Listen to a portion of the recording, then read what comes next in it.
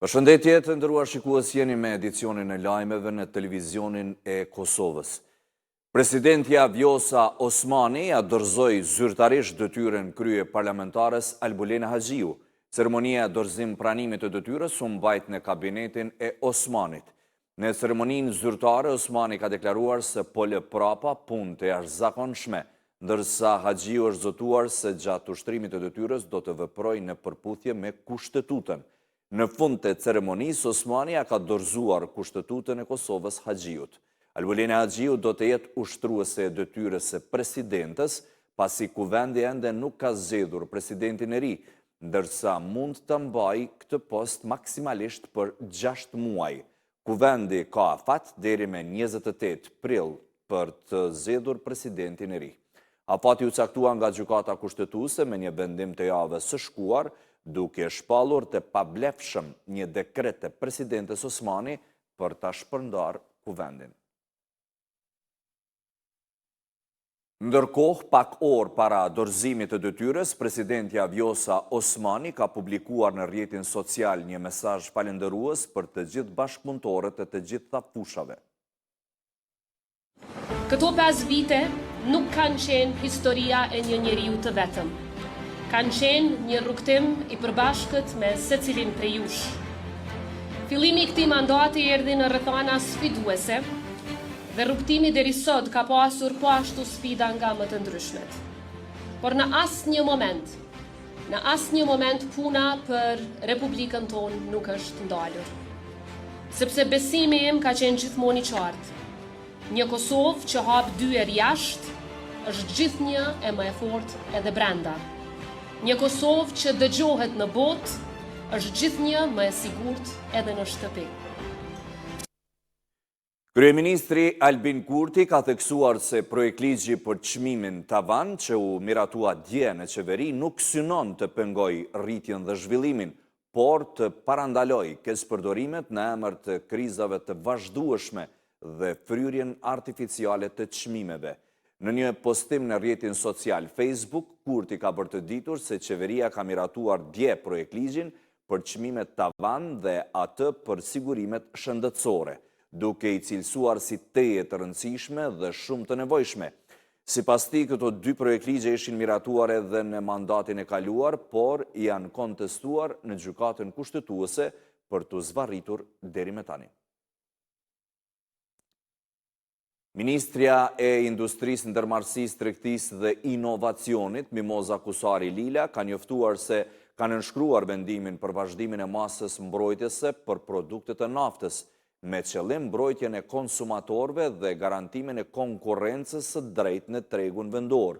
Sipas vendimit të cilin Ministrja Kusari Lila ka publikuar në rrjetin social Facebook, çmimet maksimale të lejuara në tregun vendor sipas të dhënave aktuale janë nafta 1.91 cent për litër, ndërsa benzina 1.44 eurocent për litër.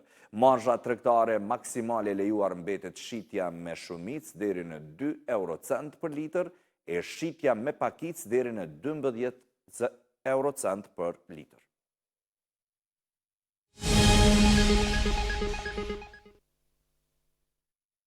Presidenti i Shqipërisë Bajram Begaj ka uruar Aleancën e Atlantikut të Veriut me rastin e 77 vjetorit të krijimit të saj. Në mesazhin e tij, Begaj e cilësoi NATO-n si një nga rritjet më të rëndësishme të bashkëpunimit ndërkombëtar, të ndërtuar mbi besimin dhe solidaritetin për garantimin e lirisë, sigurisë dhe mbrojtjes së përbashkët. Ai ka deklaruar se NATO vazhdon të jetë simbol i unitetit dhe përgjegjësisë kolektive, duke mbrojtur vlera demokratike dhe forcuar sigurinë euroatlantike. NATO u krijua me 4 prill 1949 pas luftës së dytë botërore, me nënshkrimin e Traktatit të Atlantikut të Veriut.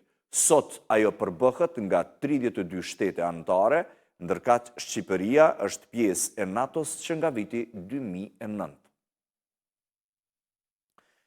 Edhe kryetari i Aleancës për Ardhmërinë e Kosovës Ramush Haradinaj ka uruar NATO-n në 77 vjetorin e themelimit, duke theksuar mirënjohjen e popullit e Kosovës për rolin e saj në çlirim dhe gatishmërinë e vendit për antarësim në Aleancë.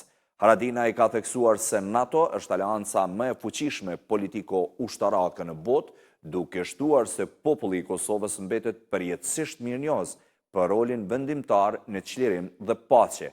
Ai ka shkruar se ushtria e Kosovës, e ndërtuar sipas standardeve të NATO-s, është e gatshme të bëhet anëtare në aleancës për krah SHBA-s dhe aleatëve në shërbim të paqes dhe sigurisë.